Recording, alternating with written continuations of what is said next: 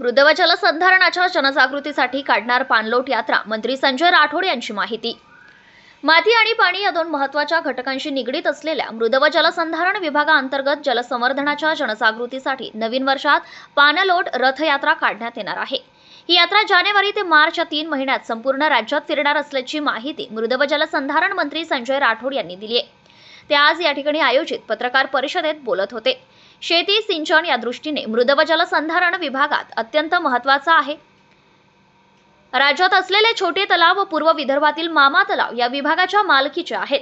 या तलावांतील गाळ उपसा खोलीकरण करून त्यांची सिंचन क्षमता वाढवण्यात येणार आहे। पाणलोट विकास कार्यक्रमाअंतर्गत नाला सरळीकरण, खोलीकरण, कालवा, पाटसऱ्या दुरुस्ती करण्यात येणार आहेत।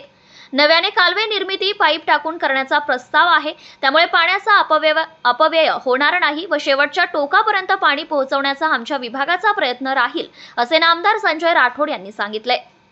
मृद व जलसंधारण विभाग पाणलोट क्षेत्रात काम करणाऱ्या विविध संस्था, व्यक्तींची मदत घेऊन विकासात्मक उपक्रम राबवणार असल्याचं त्यांनी सांगितले। केंद्रीय कृषी मंत्री शिवराज सिंह चौहान यांच्यासह नाम पाणी फाउंडेशन, नाम फाउंडेशन, अण्णा हजारे, पोपटराव पवार आदींचे सहकार्य मिळणार असल्याचं त्यांनी सांगितले। मुख्यमंत्री देवेंद्र फडणवीस यांनी 100 दिवसांचा विकास कार्यक्रम जाहीर केलाय। मृद व जलसंधारण विभागही 100 दिवसांत राज्यात अनेक उपक्रम व योजना राबवणार असल्याचं त्यांनी सांगितले।